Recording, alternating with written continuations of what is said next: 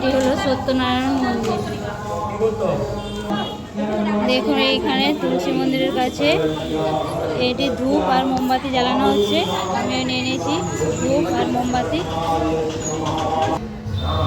এটি দেখুন মন্দিরের পিছন দিক। আমি 3 বার প্রদক্ষিণ করে নিচ্ছি। দেখুন এটি মন্দিরের পিছন দিক।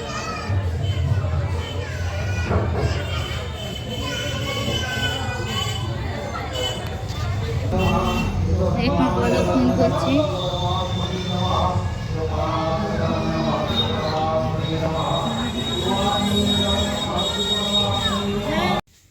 দেখুন বন্ধুরা, এরপর চাটনিটি বানানো হবে। আমরা ভেন্ডি, কুমড়ো আর ওল অল্প পরিমাণ দেওয়া হয়েছে, 1 টুকরো পরিমাণ।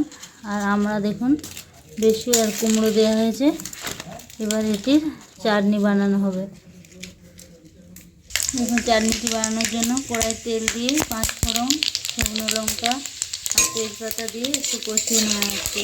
এরপর ওই সবজি ভেন্ডি, আমরা, কুমড়ো, ওলটি দিয়ে দেওয়া হবে।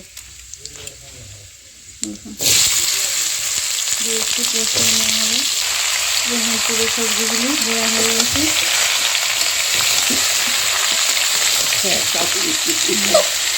এগুলো দিয়ে একটু নেড়ে কষিয়ে নিতে হবে। এখানে দিয়ে দেওয়া হচ্ছে লবণ, একটু দিয়ে দেওয়া হবে হলুদের গুঁড়ো, পরিমাণ মতো হলুদের গুঁড়ো দিয়ে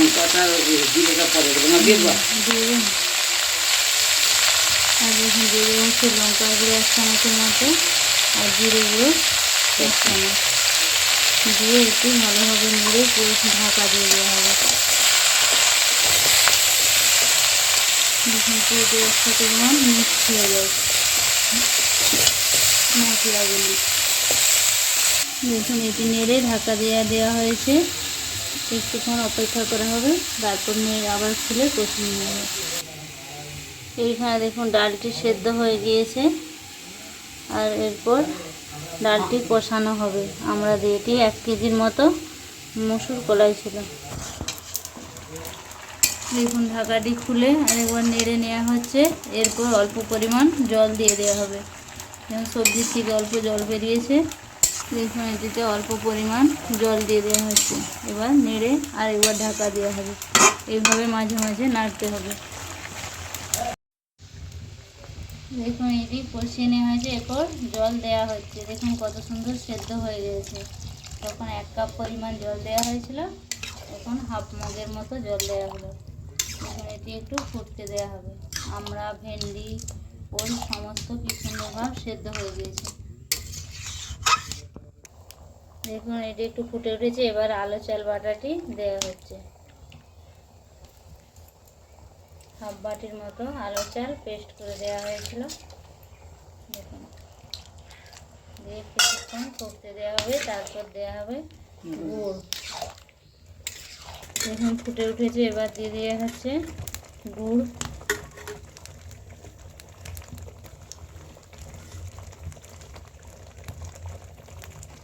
দিয়ে একটু নাড়িয়ে নিতে হবে। দেখুন এরপর একটু গুড়টি দিয়ে নাড়িয়ে নিচ্ছি। কিছু একটু ফুটে উঠলে এটি নামিয়ে নিতে হবে। আপনারা এইভাবে বাড়িতে বানিয়ে দেখবেন। এই চাটনিটি খুব সুন্দর খেতে লাগে। দেখুন চাটনিটি গুড়টি দেওয়ার পর কত সুন্দর ফুটে উঠেছে, কালার বেরিয়েছে দেখুন লাল লাল। আর এটি তৈরি হয়ে গিয়েছে। এবার এটি নামিয়ে নেওয়া হবে।